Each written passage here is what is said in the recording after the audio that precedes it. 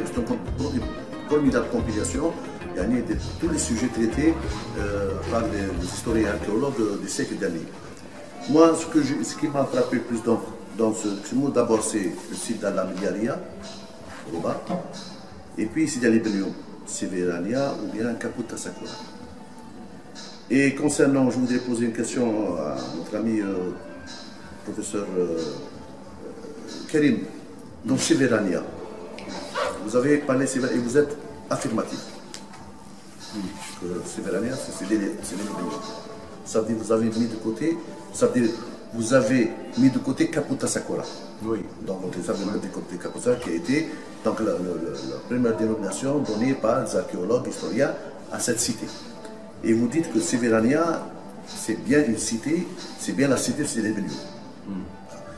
Et cette certitude que vous lancez dans cet ouvrage, moi je n'ai pas trouvé une certitude archéologique et historique concernant cette cité. Donc pour moi vous êtes une certitude à travers ma lecture. Vous êtes certain, mais je n'ai pas trouvé les éléments nécessaires pour conforter votre certitude concernant cette cité. Sachant que en Antiquité, il y a eu beaucoup de cités qui ont été bâties au contact, mais dont on ignore leur dénomination.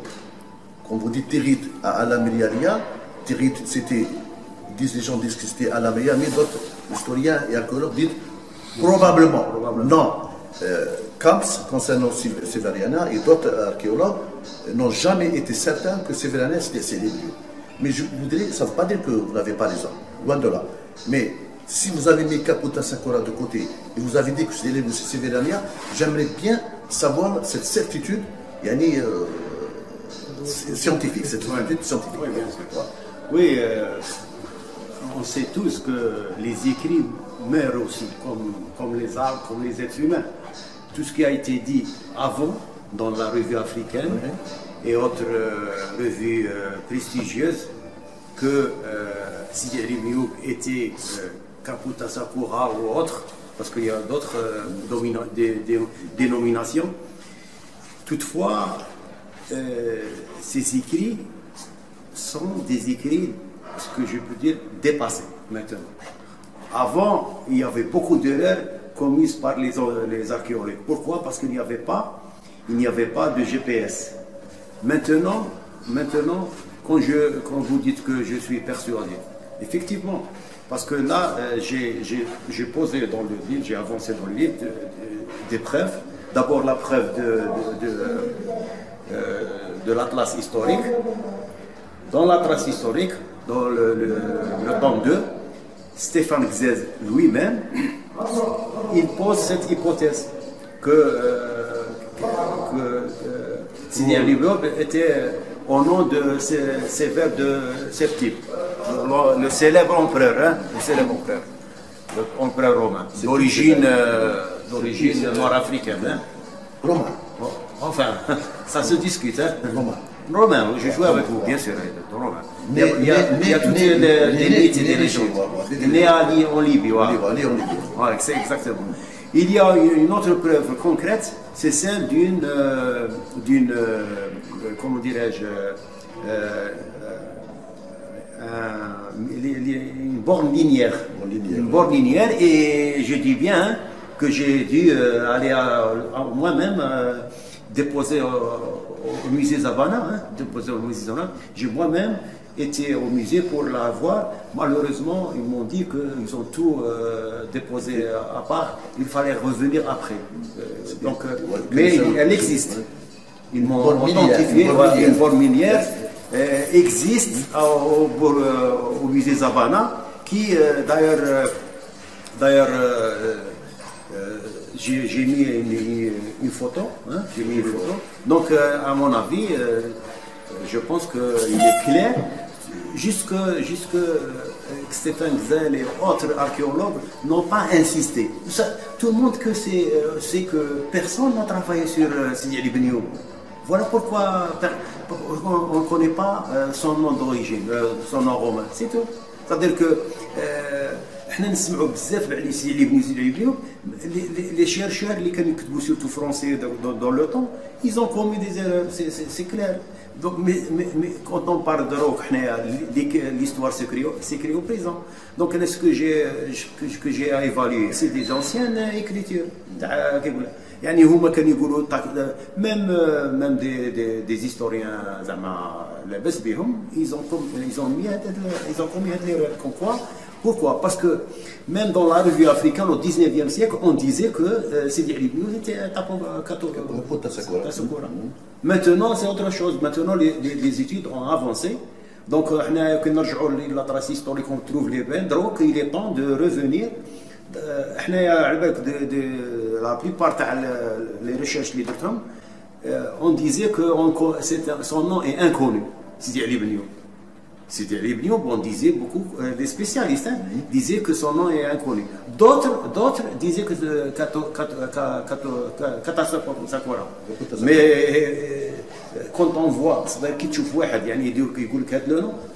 la source qu'il a travaillé, c'est les sources.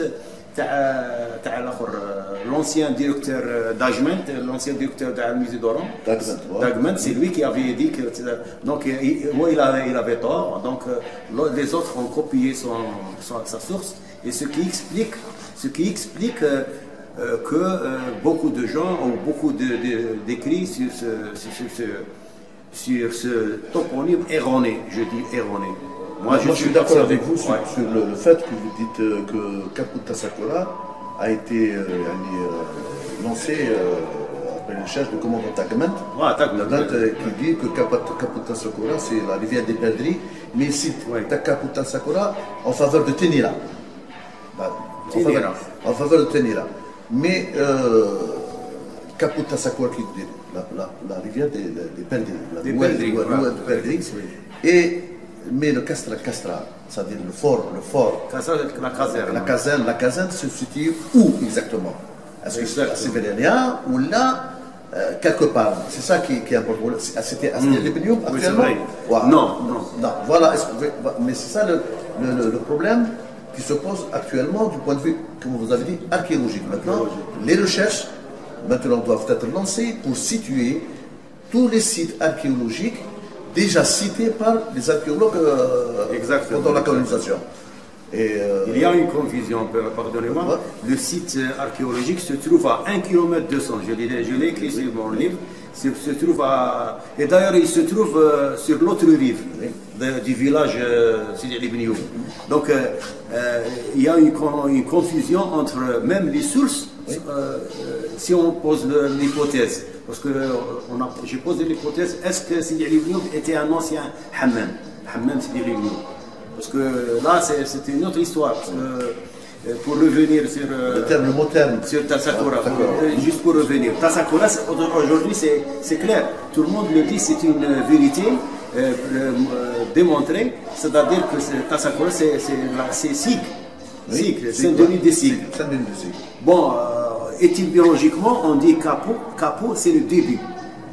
Et encore, je dirais, j'ai insisté sur ça dans mon ouvrage.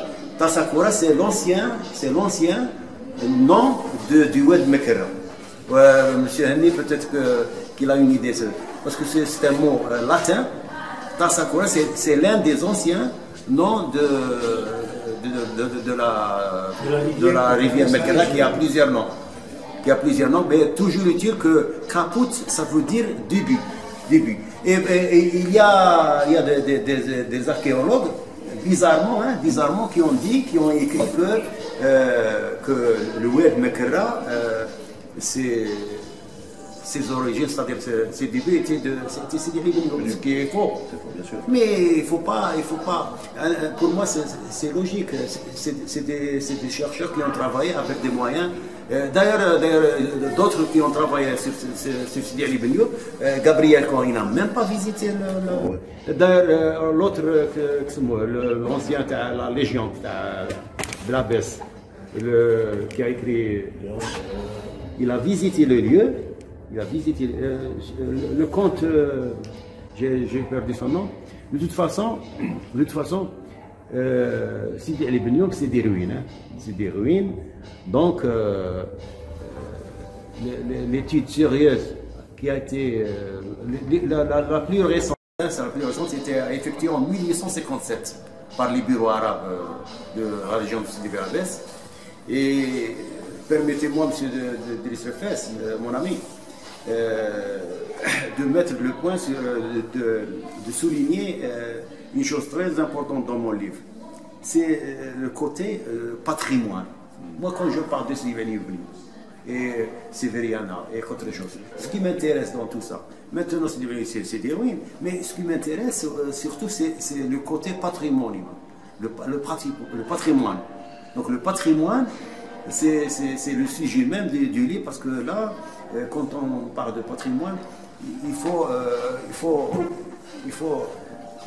réécrire l'histoire de cette cité.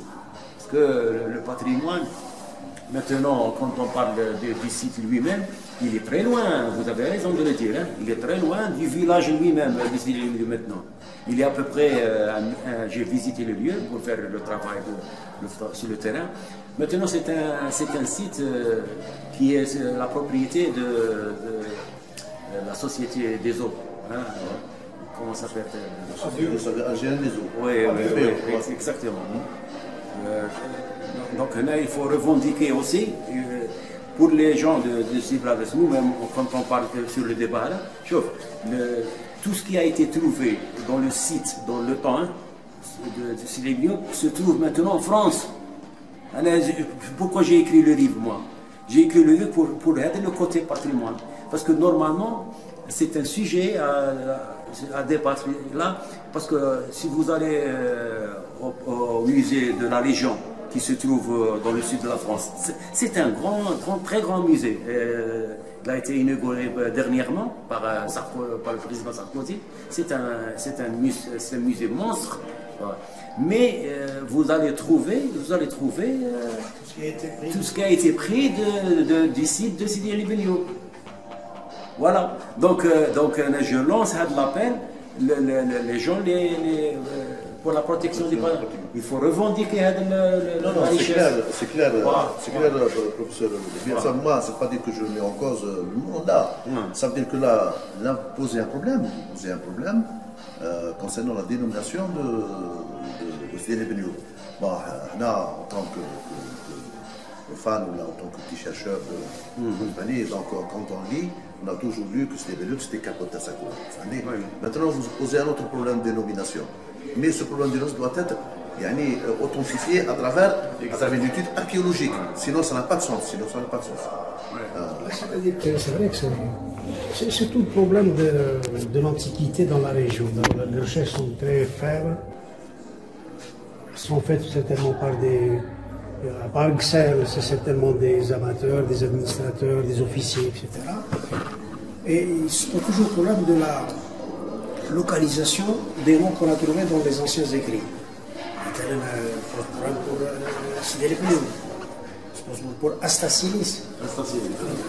On a dit que c'était à Tessala, on a dit que c'était pas ça, il fallait dépasser ailleurs, et jusqu'à maintenant on n'a pas encore localisé. Donc je suppose pour beaucoup d'anciens sites, disons, antiques dans la région, et la recherche n'a pas suivi. Donc à ce niveau-là, je pense que c'est à l'université de bouger un petit peu, de faire bouger les choses, et danser des recherches dans cette la société, vous l'avez bien dit tout à l'heure, que vous êtes adressé au docteur Akas, la société civile dans la défense du patrimoine a son rôle là. Mais celui qui doit piloter les opérations, c'est certainement l'université, c'est là où il y a les gens qui ont les moyens de faire les recherches qu'il faut. Donc jusqu'à maintenant, ça n'a pas encore été fait, mais je pense que votre travail, c'est déjà un appel à la recherche. J'ajoute juste une chose, c'est tout à l'heure, c'est face à parler, en s'adressant à vous, de certitude. Le mot certitude, me dérange un peu. On n'est jamais sûr de rien, finalement. Il faut s'adresser. C'est la grande philosophie de Montaigne, que sais-je. Peut-être qu'on l'a localisé Astassilis à Tessala, quelques années plus tard, au travail de recherche, il n'était plus là, il était ailleurs. Donc on n'est jamais sûr de rien finalement. Je pense que les certitudes, quand ils ne sont pas bien fondés par des textes, par des références réelles, ça pose problème. Oui. Vous remarquerez, M. Henry, que dans le livre, j'ai référencé 2 revues académiques, parce qu'on travaille sur ce sujet. J'ai édité en 2016 d'abord le premier article dans une revue spécialisée en histoire antique. D'abord un article sur l'histoire de Tessera à l'université de Doran. Donc pour vous parler de documents authentifiés. Donc le travail lui-même a été d'abord publié dans une revue académique spécialisée dans ce sens. C'est le cas de Tessera. C'était en 2016. Hein. En 2018, c'était au tour de Sidi Ali Benioub. Avant de le faire, j'ai mon ami professeur Abdelmoumen, il m'a conseillé, avant d'éditer le livre, il m'a conseillé de publier un article dans une revue spécialisée avant de le publier dans un livre. Parce que ce que vous dites est vrai, il faut authentifier ces dires. Parce que dire que Sidi Ali Benioub c'est rien, c'est ce que j'ai fait. C'est ce que j'ai fait dans la revue d'archéologique de l'université d'Alger. Donc, et croyez-moi, c'est pas facile pour déjà pour travailler un article de 10 pages sur. Il a fallu attendre un mois, plutôt, il a fallu attendre un an pour être accepté l'article. Vous voyez? Donc, d'abord il faut d'abord envoyer l'article et attendre. Imaginez attendre un an, rien que pour l'accepter, pour être évalué. Les publications en Algérie sont un peu difficiles dans ce sens, hein, dans ce sens. Surtout qu'on manque beaucoup de non seulement pas de sociétés historiques. Voilà. C'est comme l'ancienne société de. Exactement. Ouais, c'est vrai, ça manque. Ben, votre travail peut-être va initier ça. C'est-à-dire que votre ouvrage met le doigt sur une partie antique de notre région qui a été décrite par des étrangers pendant la colonisation, et c'était un travail qui a été fait de façon simple, c'était beaucoup plus des militaires, de façon rapide, mais ils n'ont pas Gzel. Qu'est-ce qu'il a fait en Algérie, Gzel? Mis à part le site de Benian ou la Timgad ou quelques sites où il a travaillé sur le Tipaza, il a fait aussi Timgad. Doctorat. Il a fait l'inventaire. Mais des travaux de recherche approfondis n'ont jamais été faits. Jamais de la vie. Donc, quand vous dites Sévériania, au service de l'organisation, dans un temps bien précis. Il ne voulait pas s'aventurer beaucoup plus. C'est un problème. Je voudrais enchaîner avant que l'idée ne disparaisse. Je voudrais poser la question, je ne suis pas historien, je vois ça beaucoup plus en tant que, disons, sociologue.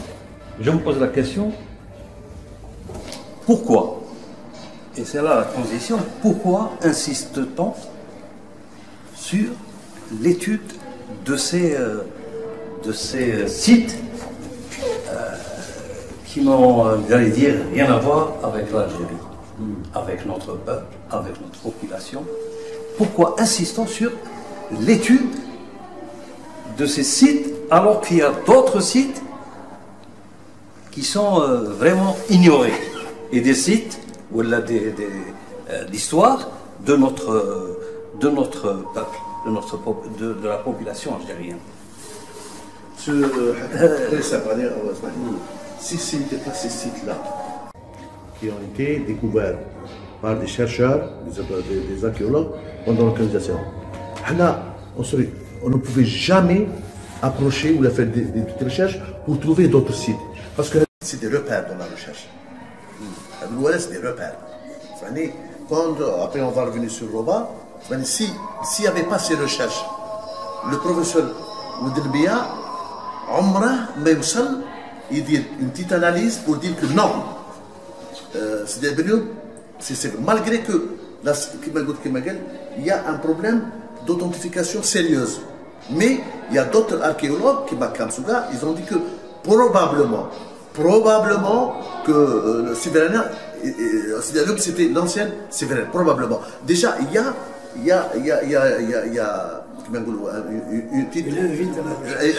t'invite à la recherche. Il t'invite à... Et ça, c'est bien. Moi, quand j'ai vu ça, je me suis dit, et quand j'ai lu, je me suis dit, le professeur Bia n'a pas laissé ça veut dire passer cette occasion de Takamsigan. Probablement, en tant qu'ingénieur, il dit peut-être que c'est vrai, c'est oui. Maintenant, il faut une recherche archéologique pour démontrer effectivement que c'est vrai. La question de la toponymie ne concerne pas justement ne concerne pas beaucoup l'archéologie.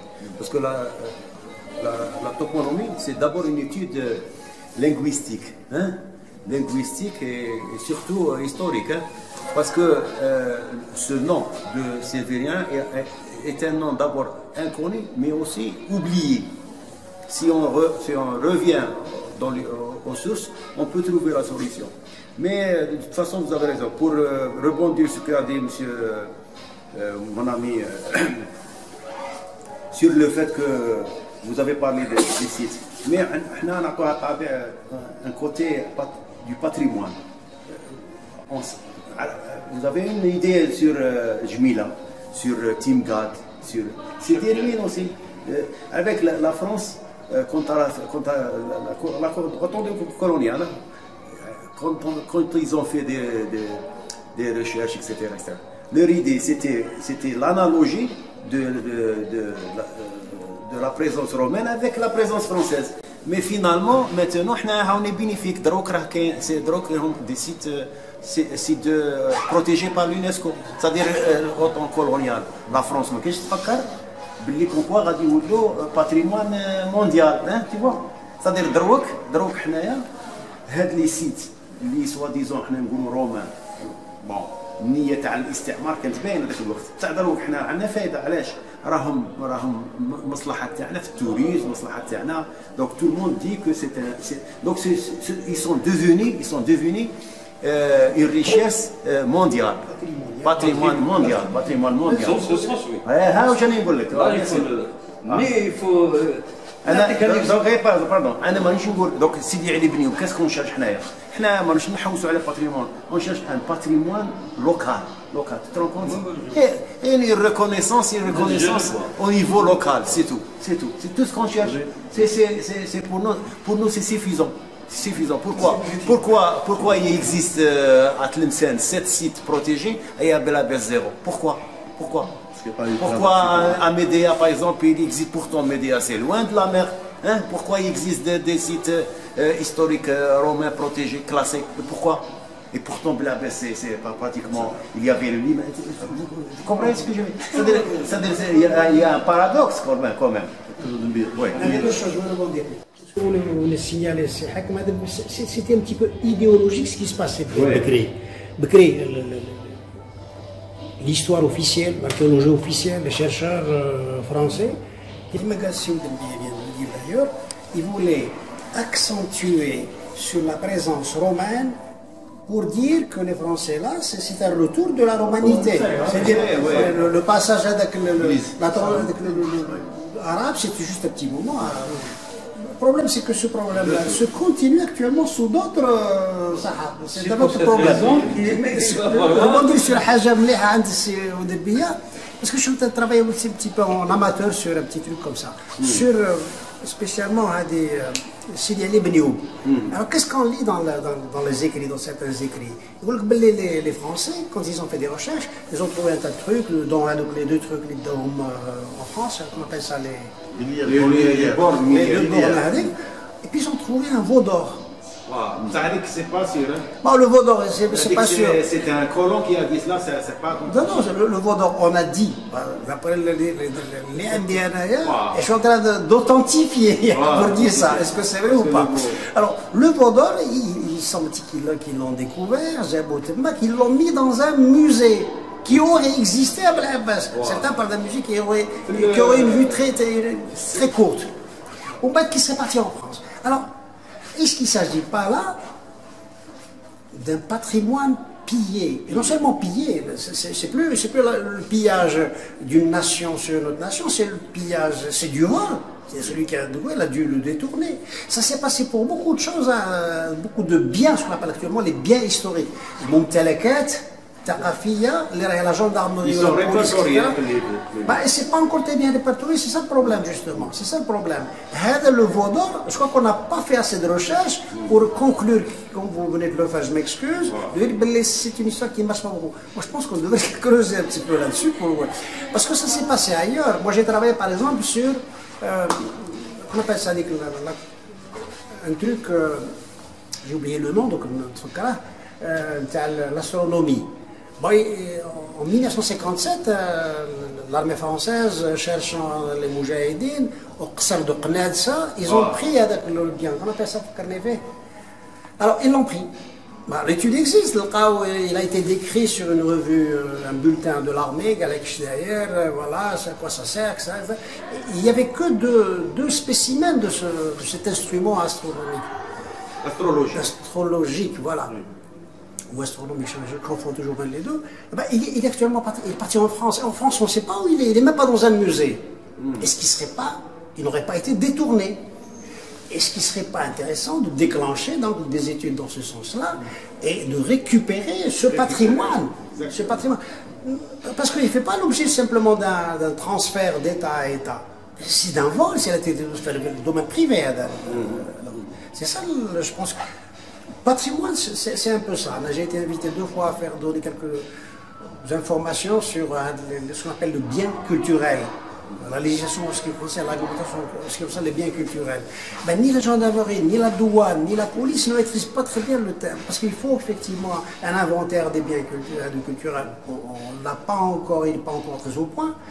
Et ce qui est parti, les historiens n'ont pas encore fait le travail pour montrer ce qui a été pris. Donc il y a tout un chantier qui reste à ouvrir dans ce domaine-là. C'est juste une parenthèse. Hein. Ce matin, un ami m'a téléphoné d'Alger. Il m'a informé que le livre est sur le bureau de la directrice du patrimoine national. Déjà, on peut comprendre que le livre se vend à Alger, d'un côté. D'un autre côté, que le livre a un impact. Parce que protéger le patrimoine local, c'est d'abord écrire pour persuader d'abord les autorités locales, ensuite nationales. Pour moi, le fait de dire que Sidi Ali Ben Youb, c'est le but des associations de rock.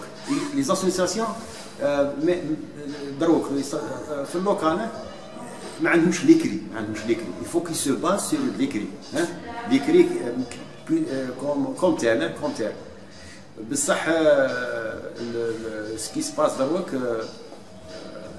اللي كنت تفرت عليه انت على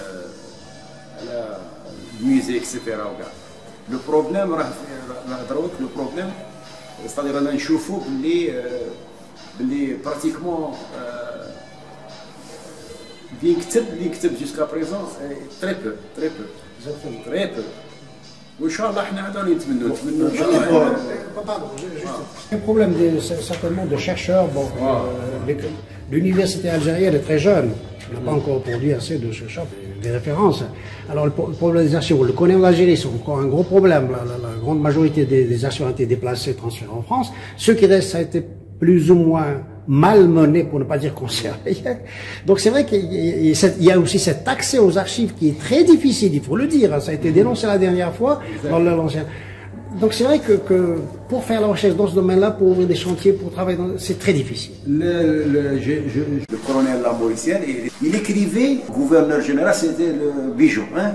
Ils sont en ma possession. C'est 26 lettres qu'il a écrites par Lamoricière. Et c'est intéressant de lire ces lettres, hein, manuscrites, hein, écrites par Lamoricière, au général Bijou, etc.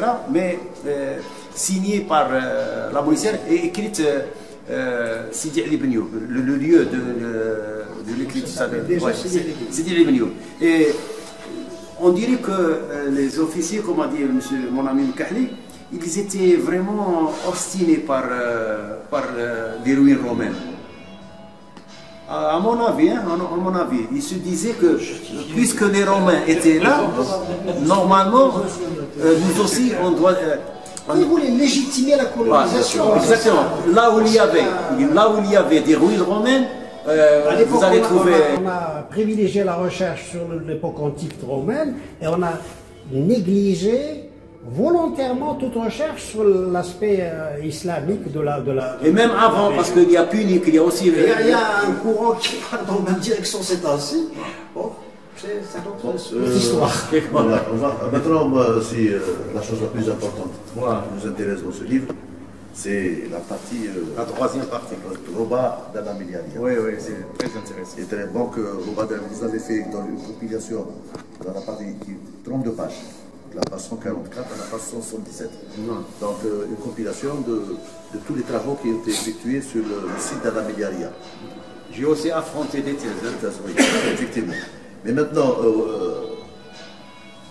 ce qui m'a laissé un peu perplexe, m'a chiffonné un peu en guillemets, c'est que vous n'avez pas les cités d'Anna Miliaria sans pour autant faire une jonction sur un travail qui a été fait sur le site de Jbel Roba.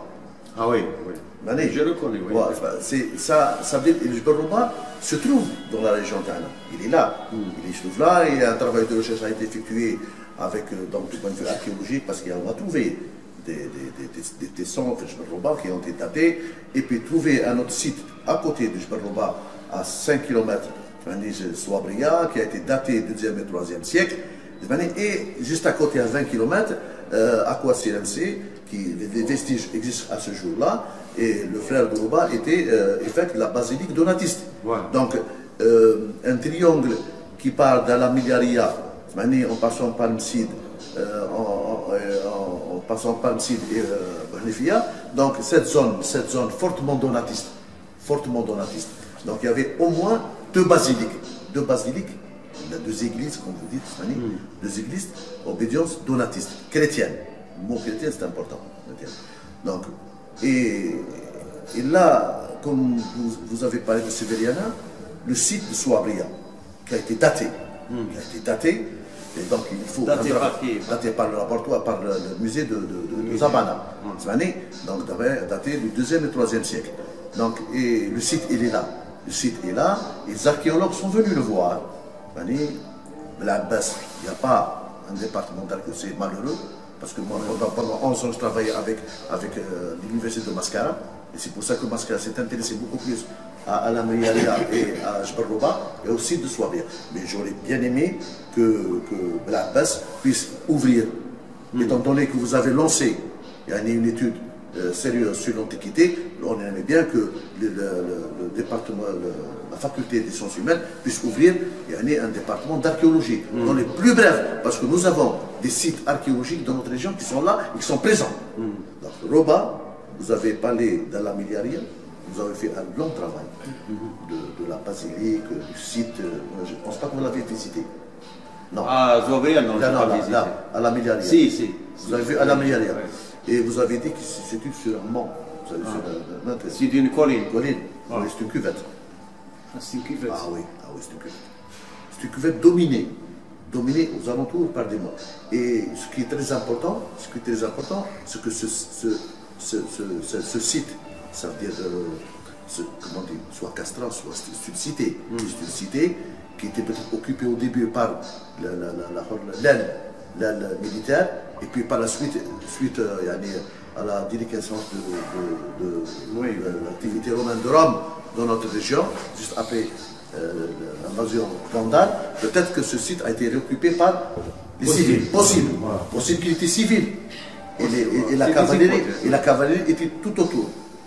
Donc tout ça, c'est un travail d'archéologue. Mais ce qui est important à faire, c'est que les monts qui surplombent cette cité. Vous parlez des Toumiettes? Là, c'est autre chose. Il y a la cité, à la Miliaria, et le mont tout autour. Bon, qui surplombe, on a trouvé des vestiges, il y a de forts romains militaires qui surveillaient toute la région.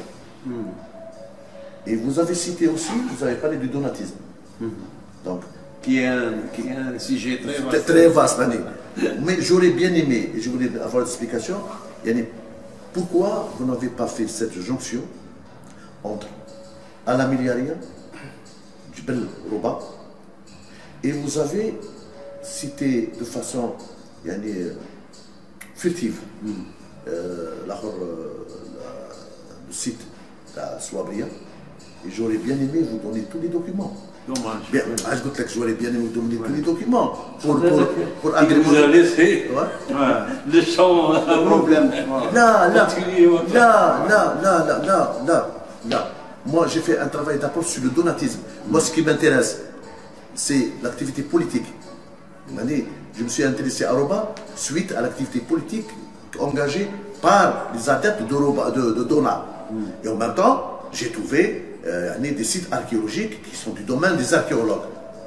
Donc j'ai un peu facilité le travail pour l'université.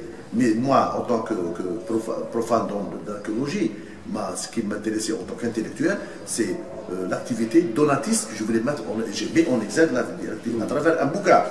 Et le prochain bouquin va sortir sur le donatisme. Donc quand je parle de Roba, je parle du donatisme. Quand je parle de Jbel Roba, je parle du donatisme. Et quand je parle d'Al-Miliaria, je parle du donatisme. Donc, mais les cités en tant que site archéologique, ça, je laisse tous les travaux à ceux qui sont habilités à le faire. Les historiens, les archéologues, tout ça. Et c'est pour ça que j'étais un peu. Je me suis dit pourquoi il ne s'est pas rapproché, et pourtant il sait. Je me suis rapproché de l'université de Mascara parce qu'il y avait Madame Bokiranta qui s'était intéressée sur le site. Elle est venue, elle a visité le site Swabria. Elle a été, c'est un musée assez ouvert. Maintenant, est-ce que Swabria avait un nom ou n'avait pas de nom? Il y a autre chose. Peut-être qu'il y avait un nom. Peut-être que cette cité dont Albertini a évoqué, qui était tout autour, à côté de Al-Miliaria, et tout ça, c'est un travail que moi, je préfère, et je souhaiterais, à 65 ans, voir l'université de Sidi Abbas, à travers sa chaire d'archéologie, investir tout ce domaine pour enrichir l'histoire de notre région. C'est très important. Merci de l'Ibniou, Al-Msid, et Al-Miliaria, parce que c'est toute une cité donatiste qui a fait face à l'église romaine. Oui, c'est très important. Qui a fait face à l'église romaine. Voilà moi ce que je voulais. Je te dis tout de suite que tu ne vas pas trouver facilement des gens qui vont s'intéresser à. Là, c'est un domaine. Compte tenu de ce que nous vivons, de la conjoncture, des courants qui existent. Moi, je suis d'accord avec vous sur un point, ce que vous m'avez dit maintenant. Il y a quelqu'un qui m'a appelé de la direction d'archéologie du ministère de la Culture. Il m'a appelé pour me dire merci parce qu'un jour, je suis intervenu sur la radio concernant Roba, sur le site. Je tiens à vous féliciter pour ce travail, mais je tiens à vous dire des choses. Te décourager. Voilà. Là, pas du tout. Ça va me décourager. Là, ça va me décourager, pas du tout. Pas du tout. Sur ça, problème. Pas du tout. Au contraire, quand c'est interdit, ça m'encourage. Donc, il m'a dit, mais il ne faut pas compter trop sur le pouvoir public, dans le ministère de la Culture, parce qu'ils ne vont jamais faire ce travail, ils préfèrent garder tout sous sol. Parce qu'il y a un problème qui m'a gâté, Madame la ministre qui m'a donné, la lettre est là, qui m'a promis d'envoyer une commission, d'archéologues et d'historiens venir voir le site de Roba et Alain pour les classer. Or, le site d'Ala Miliaria, site écrit par notre, très bien écrit, très bien rédigé et très bien décrit de façon historique, hein, très bien fait. Et croyez-moi que le site d'Ala Miliaria est un site très important pendant la présence romaine en Algérie. Et c'est un site qui est beaucoup plus important, je dis bien, beaucoup plus que d'autres sites qui sont classés, protégés. Je vous assure. Je vous assure qu'il est beaucoup plus important que d'autres sites qui sont classés. Et je me demande pourquoi Ala Miliaria n'est pas classé autant que les autres sites. Voilà, et c'est ça. Ne serait-ce que protégé. Que protégé. C'est-à-dire, un site comme Roba Jebel a été protégé. Le fait d'en parler, il a été protégé. Et le fait d'en parler. Mais protégé de façon gardiennage. Non, parce que c'est pas officiel. Mais ils ont mis une plaque où c'est la gendarmerie tout individu qui vient, donc il est automatiquement orienté vers la gendarmerie. Mais ce qui est important, et ce qui est important, je le dis, et je me suis dit, moi j'étais émerveillé de cet ouvrage qui parle d'une façon aiguë sur le site d'Ala Miliaria. Donc c'est une compilation très bien réalisée. Sur le site d'Ala Miliaria, beaucoup lu sur le donatisme et beaucoup écrit sur Ala Miliaria. Mais en tant qu'académicien, vous avez fait une compilation qui m'a donné, moi je me suis dit, alhamdoulilah, peut-être que l'université de Sidi Bel Abbas va très prochainement faire un effort pour ouvrir un département d'archéologie et permettre à nos jeunes qui vont de travailler sur nos sites qui existent actuellement dans notre région et probablement le classement de ces sites. Et c'est une lutte de longue haleine. Et voilà ce que je voulais dire sur le site d'Ala Miliaria. Et je tiens à vous remercier beaucoup, énormément vous remercier concernant votre ouvrage. Ce café littéraire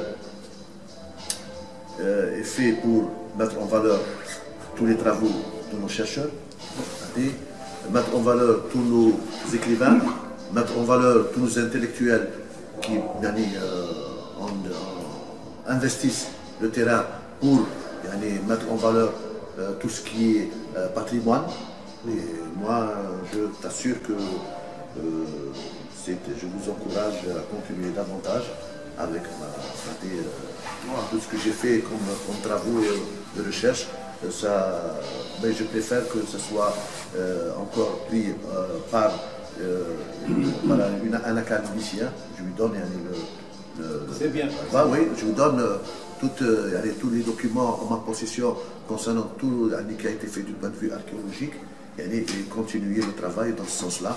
Maintenant, je laisse le soin à notre ami Hani pour conclure. Pour conclure, je remercie l'ensemble des gens présents ici. Et puis, je remercie aussi le Dr Fès qui donne l'occasion de nous rencontrer de temps en temps, de débattre avec plus ou moins de sujets qui sont très importants pour nous, pour la connaissance et pour la région. Et je remercie Dr Professeur Oldenbier pour le travail qui est magistral, qui est extraordinaire, qui est le premier pas vers, qui m'appelle tout à l'heure, une tradition dans la recherche locale, l'histoire locale.